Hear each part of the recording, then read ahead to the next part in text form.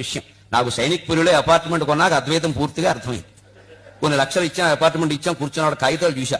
20 అపార్ట్మెంట్లు ఉన్న 500 గజాల స్థలం, అందులో 25 గజాలు నా పేరు రాశా.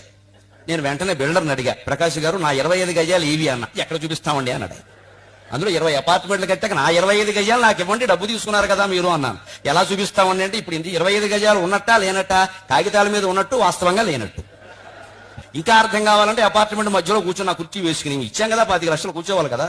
కూర్చున్నాక చూసా ఈ అపార్ట్మెంట్ నాదేనా. కాకపోతే గరికపాటి నరసింహారావు సన్న సూర్యనారాయణ రిజిస్ట్రేషన్ జరిగింది కదా, డబ్బులు ఇచ్చాం కదా. కానీ నాది కాదని అర్థమైంది. ఈ గోడ చూసా, ఆ గోడ నాది కాదు. అక్కడ పక్కన సరిపడికల పాపయ్య ఇంకోడు ఉన్నాడు, గోడ కామన్. ఏమైనా మీకు కొడితే వాడు వస్తాడు, చప్పుడు అవుతుంది. పోనీ ఈ గోడ నాదేనా, ఇక్కడ దగ్గుబల్లి దొగ్గాయని ఇంకోడు ఉన్నాడు, కాస్త చప్పుడైతే వాడు వస్తాడు. ఈ గోడ నాది కాదు. పోనీ పైన నాదేనా, సీలింగ్ ఫ్యాన్ నాదే, సీలింగ్ నాది కాదు. ఆ పైన ఇంకోడు ఉన్నాడు, వాడు పిల్లల్ని పెట్టుకుని చప్పుడు చేస్తాడు, నేను వెళ్ళి వాడిని కోపడుతూ ఉంటాను. పోనీ కింద నాదేనా, కాళ్ళు నావే, నేల నాదే, కింద ఇంకోడు ఉన్నాడు, నేనేదైనా చప్పుడు చేస్తే వాడు వస్తాడు. Your children are disturbing me అని. ఎంత ఆశ్చర్యం అండి. 30 లక్షలు ఇచ్చామా, ఈ గోడ నాది కాదు, ఆ గోడ నాది కాదు, పైన నాది కాదు, కింద నాది కాదు, మధ్యలో ఉన్న శూన్యానికి 30 లక్షలు ఇచ్చింది నాది అనుకుంటున్నావే.